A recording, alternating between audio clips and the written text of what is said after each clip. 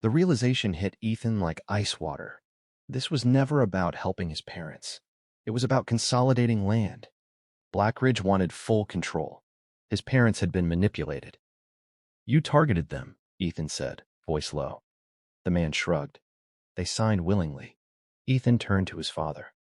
"Why didn't you call me the moment this went wrong?" His father's pride flashed. "Because I'm still your father. I didn't want my son bailing me out of my own mistakes." The room fell silent. Ethan looked back at the suited men. "You'll have the money by morning," he said flatly. The younger one smirked. "The deadline is Friday." Ethan stepped closer. "You'll have it by morning, and then you're done here." The older man's eyes flickered. "Very well. We'll expect the wire." They left without another word. As the door closed, Ethan's mother broke down. He knelt beside her. "It's okay. I've got this." But his father didn't look relieved. He looked ashamed. "I thought I was being smart," Thomas said quietly. "I didn't want to depend on you forever." Ethan swallowed. "You're not depending on me. We're family." By dawn, Ethan's legal team in Austin had been awakened and briefed. He wired the $2.4 million, but instructed his attorneys to review the entire contract. Something about the situation felt bigger. Blackridge had moved too aggressively. By noon, Ethan was sitting at the same kitchen table where he once built his first app, now surrounded by laptops and legal pads. His mother made coffee no one drank. His father paced. Then the first twist surfaced. Ethan's general counsel called. "We found something," she said. "Blackridge recently acquired a controlling stake in a company called TerraVolt Energy. They're bidding on a federal contract to supply rare earth materials for defense applications. Your parents' land sits on a geological corridor that connects several parcels. TerraVolt needs to prove continuous access." Ethan's mind raced. If Blackridge secured his parents' land, it would strengthen TerraVolt's bid. Billions were at stake. $2.4 million was nothing compared to that. "So they engineered a default," Ethan muttered. "Likely," his counsel replied. "But since you paid the reimbursement, the contract should be satisfied." Ethan exhaled. "Should be?" There was a pause. "There's a clause. If any material misrepresentation occurred during negotiation, they can reopen claims." Ethan's jaw tightened. "Did my parents misrepresent anything?" "Not intentionally," she said. "But the original land survey from the 1970s lists a disputed boundary line. If Blackridge argues your parents failed to disclose that?" Ethan felt the trap tightening. He turned to his father. "Did they ever mention a boundary dispute?" Thomas frowned. "Old man Harper next door always claimed the creek shifted the line years ago, but it was never formalized." Ethan closed his eyes briefly. Blackridge could exploit that ambiguity. That afternoon, Ethan drove to Harper's farm. The elderly neighbor greeted him warmly, unaware of the storm brewing. When Ethan mentioned the boundary line, Harper's expression changed. "Funny thing," he said slowly. "A couple of fellas from Blackridge came by last year asking about that. Offered to help me formalize it. I told them to get lost." Ethan's pulse quickened. "Did you sign anything?" Harper shook his head. "Nope. But they've been sniffing around." By evening, Ethan's legal team confirmed his fear. Blackridge had quietly filed preliminary paperwork with the county challenging the coal property boundary. If successful, it would reduce the acreage his parents technically controlled, potentially triggering new contractual penalties. The fight wasn't over. It was just beginning. Ethan stood in the backyard that night, staring at the dark tree line. The land wasn't just dirt. It was memories, campfires, scraped knees, his father teaching him to throw a baseball. He refused to let a corporation steal it through manipulation. But as he planned his next move, another twist emerged, one that cut deeper than any corporate scheme. His assistant called from Austin, voice urgent. "Ethan, you need to see this." An anonymous whistleblower just sent documents to several media outlets claiming Novatech's latest AI logistics algorithm has a critical vulnerability that could be exploited to reroute federal shipments. Ethan's blood ran cold. The timing was too precise. Has it gone public? Not yet, but reporters are asking questions. Ethan understood immediately. If Novatech's stock dropped, his liquidity would tighten. His ability to leverage shares for rapid cash moves, like funding a prolonged legal battle, could be compromised. "Who sent it?" he demanded. The email traces back to a secure server owned by TerraVolt Energy. The pieces snapped into place. Blackridge wasn't just targeting his parents' land. They were attacking him, pressure his company, undermine his stability, force him into distraction while they maneuvered legally. It was corporate warfare, and his family was collateral damage. Ethan gathered his team on a secure video call. "We audit everything," he said. "If there's a vulnerability, we fix it before sunrise. If there isn't, we expose whoever fabricated this." Engineers worked through the night. By 4 a.m., they confirmed the alleged flaw was based on outdated beta code never deployed. The whistleblower had intentionally misrepresented internal testing files. At dawn, Ethan made a decision that shocked even his closest advisors. Instead of quietly defending Novatech, he went public.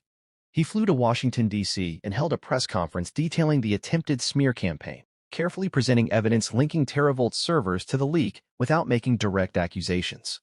Innovation in America should not be undermined by those who manipulate both markets and families for profit, he said, his voice steady but fierce. The story exploded across national headlines. Back in Cedar Ridge, Blackridge executives felt the heat. Their stock dipped. Federal regulators began asking questions about TerraVolt's bidding practices, but the retaliation came swiftly. 2 days later, Ethan received a letter.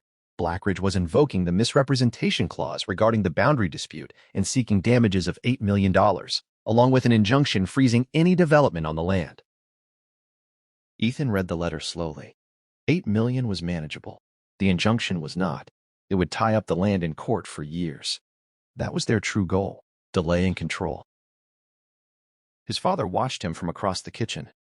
"Son," Thomas said quietly, "maybe we should just sell it. Take the money and end this." Ethan looked at the man who had worked double shifts so he could code in a warm room. "No," he said firmly. "They don't get to bully us into surrender." The next weeks became a blur of legal filings, depositions, and investigative digging. Ethan hired one of the best land rights attorneys in Ohio. They uncovered internal Blackridge memos discussing leveraging emotional leverage via family exposure. It was damning. But the biggest twist was yet to come. During discovery, Ethan's legal team subpoenaed communications between Blackridge and TerraVolt. Buried in thousands of emails was a shocking revelation. TerraVolt's CEO, Marcus Hale, had once been a junior partner at Novatech's earliest venture capital backer. Years ago, Ethan had refused Hale's proposal to pivot Novatech toward military surveillance applications, insisting on civilian infrastructure focus. Hale had left the firm shortly after. Now he ran Terra. This wasn't just business. It was personal. Hale had been waiting for leverage, and he found it in Ethan's parents. Armed with this evidence, Ethan's attorneys filed a counterclaim alleging tortious interference, fraud, and bad faith contractual manipulation. The case gained national attention. Media outlets framed it as a battle between a self-made tech billionaire and predatory private equity. Lawmakers quietly distanced themselves from TerraVolt's contract bid. But in the midst of the corporate chess game, the emotional toll hit hardest at home. One evening, Ethan found his father sitting alone on the porch. "I'm sorry," Thomas said without looking up. "If I hadn't signed that paper."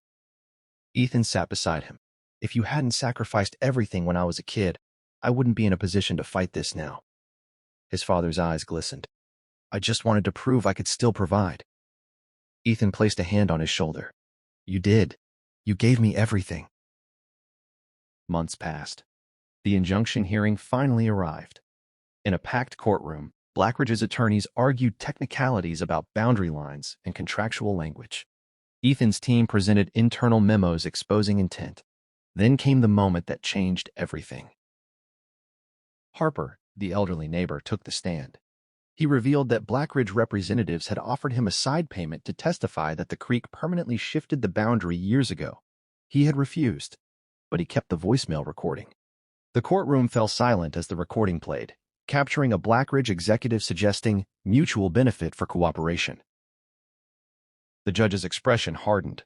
Within days, she dismissed Blackridge's claims, lifted the injunction, and referred evidence of potential fraud to the state attorney general. TerraVolt's federal contract bid was suspended pending investigation. Blackridge's stock plummeted. Marcus Hale resigned under pressure.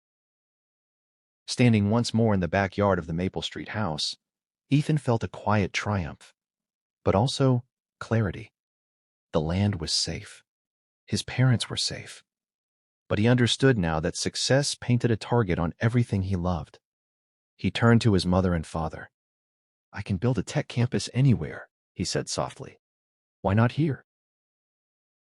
Within a year, Novatech broke ground on a research and manufacturing facility in Cedar Ridge, bringing hundreds of jobs to the struggling town. Ethan established a legal aid fund to protect rural landowners from predatory contracts. The coal property remained untouched, except for a new oak tree planted near the creek, symbolizing resilience. 3 days early. That was all it took to reveal greed, betrayal, pride, and the strength of family. Ethan returned expecting to surprise his parents. Instead, he uncovered a conspiracy that could have destroyed them and nearly toppled his empire. But in the end, what Blackridge and TerraVolt underestimated wasn't his wealth. It was his loyalty. Because in America, fortunes can rise and fall overnight. But the foundation built by parents who sacrifice everything for their child? That's something no corporation can buy, no contract can erase, and no billionaire should ever forget. Before we begin, I need you to do something important, because this story isn't just another dramatic tale scrolling past your screen. It's a reminder about family, loyalty, and the price of success in America today. If you believe that hard work should mean something, that parents should be honored, and that betrayal always comes at a cost, then hit subscribe right now and join a community that values powerful storytelling and real-life lessons. You don't want to miss stories like this, because the one you're about to hear might change how you see success forever. 3 days early. That was how long it took to turn Ethan Cole's world upside down. At 28, Ethan had already built what most Americans only dream about. He was the founder and CEO of Novatech Dynamics, a cutting-edge AI logistics company headquartered in Austin, Texas, valued at over $3 billion. Magazines compared him to a young Elon Musk. News outlets invited him onto panels with senators and tech giants. Investors from Silicon Valley to Wall Street begged for meetings. But none of that mattered as his private jet sliced through the night sky towards Cedar Ridge, Ohio, the small blue-collar town where he grew up. He had told no one he was coming, not his assistant, not the board of directors, not even his parents. The plan was simple. Land, drive the last 30 miles himself, walk through the old front door on Maple Street, and surprise the two people who had sacrificed everything so he could chase code instead of coal. Ethan leaned back in the leather seat and closed his eyes, remembering the smell of motor oil from his father's work boots and the way his mother used to sit at the kitchen table late at night, helping him debug lines of code she barely understood.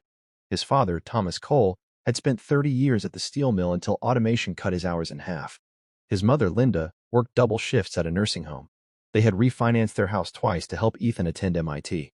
When Novatech exploded after landing a federal contract with the Department of Transportation, Ethan paid off their mortgage, bought them a brand new SUV, and tried to convince them to move somewhere warmer. They refused. Cedar Ridge was home. "Money doesn't change who we are," his father had said. Ethan had believed him. The jet landed at a small regional airport just before midnight. Instead of arranging a driver, Ethan insisted on renting a modest sedan. He didn't want a spectacle. The town would talk enough once they found out he was home. As he drove down the dark highway lined with cornfields and rusted billboards, he imagined his mother's tears and his father's firm handshake turning into a rare hug. He pictured taking them out to breakfast at Rosie's Diner, surprising the high school with a donation, maybe announcing plans to build a tech incubator in Cedar Ridge to create jobs. It felt good to be the son who came back successful, the proof that their sacrifices mattered. But something felt off the moment he turned onto Maple Street. His parents' house, small, white-painted with blue shutters, was dark. Not unusual at that hour, but there was another car in the driveway. A black Mercedes he didn't recognize. His parents drove the SUV he bought them and an old pickup truck. He slowed the car and parked down the street, telling himself maybe it belonged to a neighbor. Still, unease prickled at his neck. He stepped out, the cold Ohio air biting through his jacket, and walked quietly toward the house. As he approached, he noticed something else. The porch light was broken, hanging slightly sideways. His father fixed everything immediately. He wouldn't let that sit. Ethan reached the front door and was about to knock when he heard voices inside, raised, tense. He froze. His father's voice sounded strained. "You said we had more time." Another man replied, calm and cold. "Time ran out, Mr. Cole. The agreement was clear." Ethan's heartbeat thundered. Agreement? Time ran out? He leaned closer to the window, keeping himself hidden. Through the thin curtain, he saw two men in dark suits standing in the living room. His mother sat on the couch, pale, clutching a folder. His father stood in front of her, jaw tight. One of the suited men held a stack of documents. The other glanced at his watch impatiently. "If the balance isn't settled by Friday, the property transfers immediately," the man said. "That includes the land and mineral rights." Mineral rights? Ethan felt like the air had been sucked from his lungs. The land behind their house had been in his family for generations. His grandfather used to talk about coal seams and old drilling surveys. But why would that matter now? His father's shoulders sagged. "We were told the investment would cover it," he said quietly. The suited man gave a thin smile. "Investments carry risk." Ethan's confusion turned into anger. What investment? His parents had never mentioned financial trouble. He sent them money regularly, though they rarely accepted more than a fraction. Had they gotten involved in something they didn't understand? Before Ethan could process further, the door suddenly opened. He stumbled back as one of the men stepped out, nearly colliding with him. The man's eyes narrowed. "Can I help you?" Ethan straightened. "Yeah," he said evenly. "This is my parents' house." The man studied him, recognition dawning. "Ah, Ethan Cole. We were wondering when you'd show up." The words hit like a punch. Wondering when you'd show up. "What's going on?" Ethan demanded, pushing past him into the house. His mother gasped when she saw him. "Ethan? You said you were coming next week."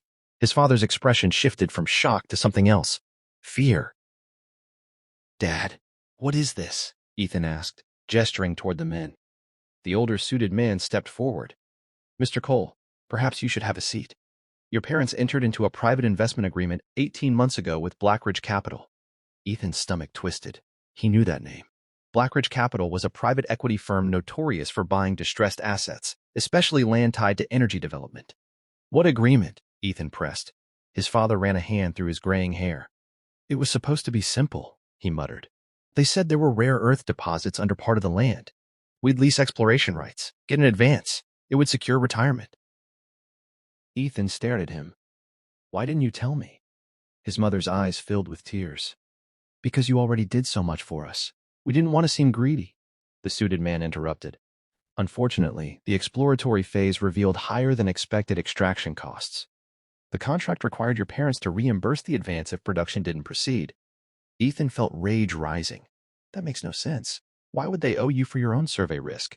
The man's smile thinned. "It's in the fine print." Ethan grabbed the folder from his mother's trembling hands and scanned the pages. Dense legal jargon. Clauses buried in paragraphs. Penalties triggered by conditions almost impossible to meet. It was predatory. "How much?" Ethan asked quietly. $2.4 million, the man replied. Ethan almost laughed. $2.4 million was pocket change compared to his net worth. "You came all this way at midnight over $2 million? The man met his gaze steadily. "It's not about the money, Mr. Cole. It's about the land. The mineral rights are strategically located adjacent to acreage we already control.